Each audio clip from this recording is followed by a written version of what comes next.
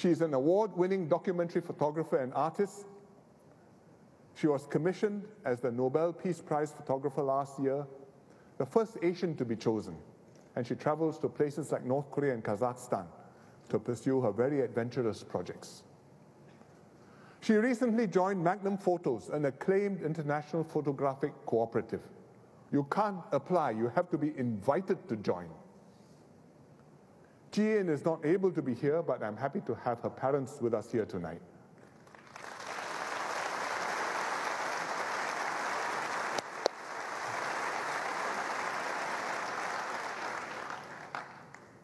This is Michael Kerr, who gave up his career as a pharmacist to take over his father's popia business and carry on his 79-year-old family legacy. If you look very carefully, these are the popias, and he also sells kueh pai tea down there. Michael now travels the world to introduce his popia and promote Singapore food. All the best, Michael.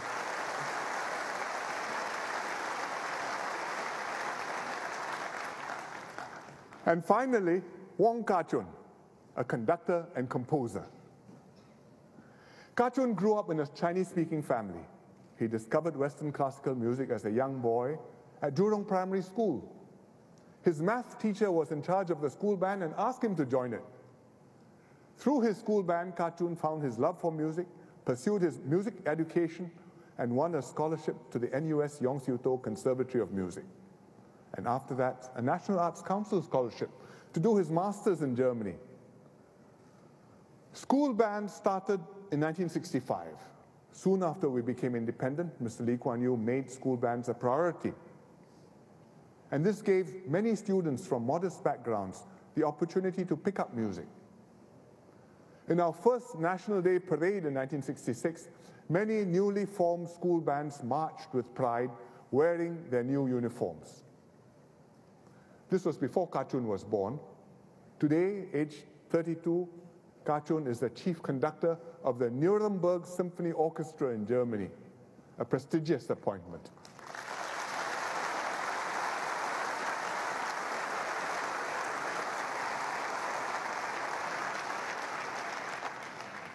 Next year, Kah-chun will be a guest conductor of the New York Philharmonic Orchestra for their Lunar New Year concert.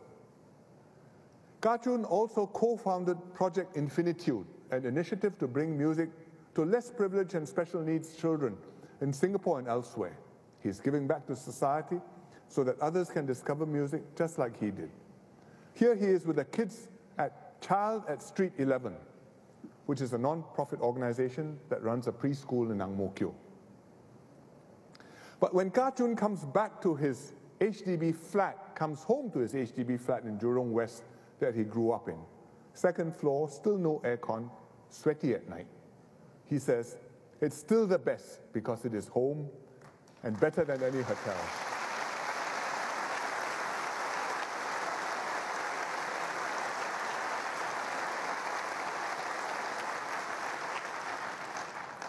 These are just a few of many, many Singaporeans who are pursuing dreams, breaking new ground, and flying our flag high. We rejoice in their successes. They show the world that here in Singapore, passion can indeed be made possible.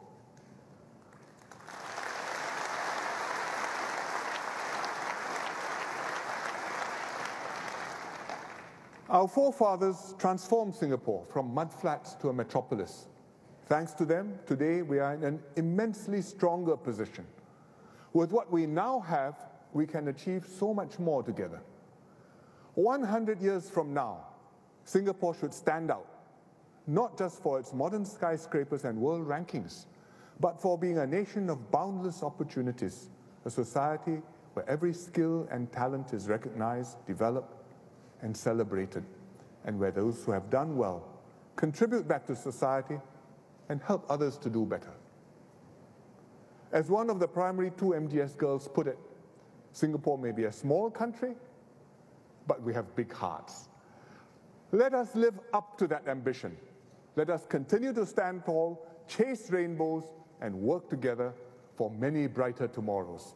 Thank you and good night.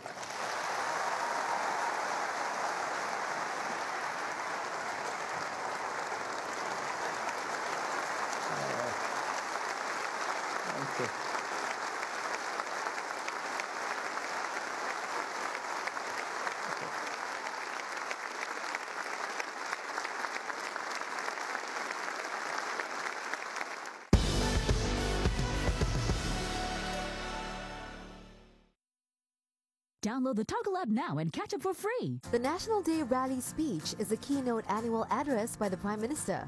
And the government's Feedback and Engagement Unit REACH would love to hear your views on this year's National Day Rally speech. Here's how you can reach us. Come to our public forums on 21st August or 1st September to have a dialogue with us. Drop by one of our conveniently located mobile